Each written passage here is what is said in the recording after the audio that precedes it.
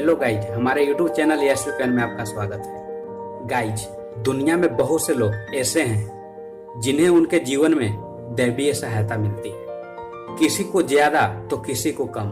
कुछ तो ऐसे हैं जिनके माध्यम से ऊपरी या दैवीय शक्तियां अच्छा काम करवाती हैं। सवाल यह उठता है कि हम आम व्यक्ति कैसे पहचाने कि उसकी दैवीय शक्तियां मदद कर रही है या नहीं, या फिर उसकी पूजा पाठ या प्रार्थना का असर हो रहा है। तो चलिए बिना देर के हुए वीडियो स्टार्ट करते हैं। अच्छा चरित्र होना। शास्त्र कहते हैं कि दैवीय शक्तियां सिर्फ उसकी ही मदद करती हैं जो दूसरे के दुख को समझता है, जो बुराइयों से दूर रहता है, जो नकारात्मक विचारों से दूर रहता है, जो नियमित अपने इष्ट की आराधना करता है, या जो पुण्य के काम में लगा हुआ है।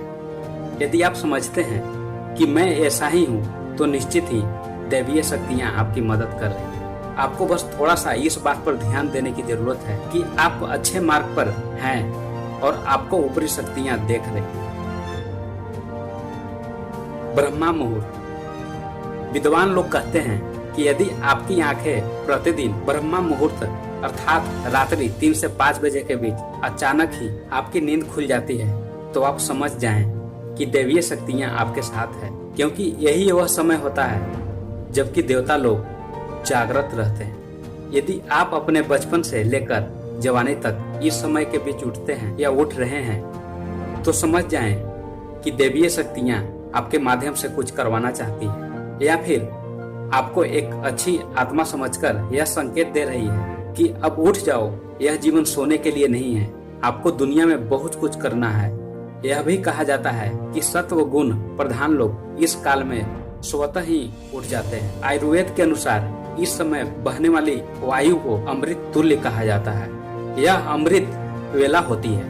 कहते हैं कि इस काल में दुनिया के मात्र 13% लोगों की नींद ही खुलती है।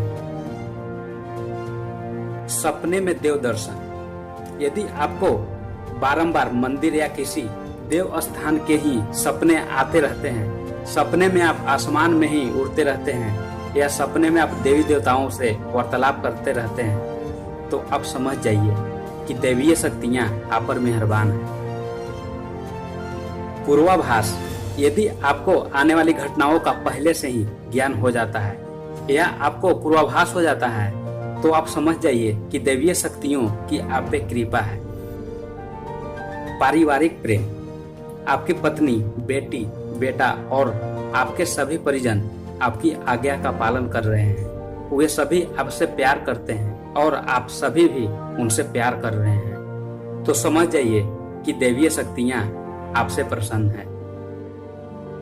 भाग्य से भी तेज।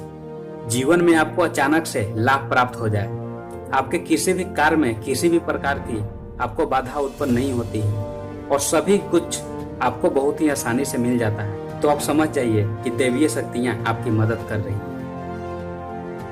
सुगंधित वातावरण का एहसास।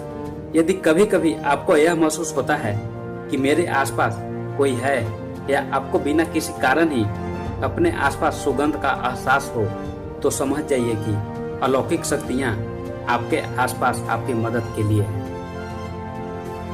सुहानी हवा। आप पूजा कर रहे हैं और यदि आपको लगे कि अचानक सुहानी हवा का झोंका या प्रकाश पुंज आ गया और शरीर में सिहरन दौड़ने लगे, ऐसा तो पहले कभी नहीं हुआ, तो समझिए कि देवी और देवता आप पे प्रसन्न हैं। ठंडी हवा का घेरा। भूमि पर रहते हुए भी कभी कभी आपको यह एहसास हो कि मेरे आसपास बादल या ठंडी हवा का एक पुंज है जिनसे मुझे घेरा हुआ है, तो अब समझ जाइए कि अलौकिक और देवी शक्तियां ने आपको घेर रखा है। ऐसे अक्सर बहुत ज्यादा पूजा पाठ करने वाले व्यक्ति के साथ होता है। रोशनी का पुंज। अचानक ही आपको तेज रोशनी का पुंज दिखाई दे जिसकी आप कल्पना भी नहीं कर सकते, या आपको अचानक ही कानों में मधुर संगीत सुनाई दे और आप आश्चर्य करें कि यहाँ आसपास तो कोई संगीत बज ही नहीं रहा, फिर भी वह कानों में सीटी बजने की तरह सुनाई दे, तो आप समझ जाइए कि आप दैवीय शक्ति के सानिध्य में हैं। ऐसा अक्सर उन लोगों के साथ होता है जो निरंतर ही अपने इष्ट देव का मंत्र जाप कर रहे होते हैं। किसी की आवाज सुनाई देना।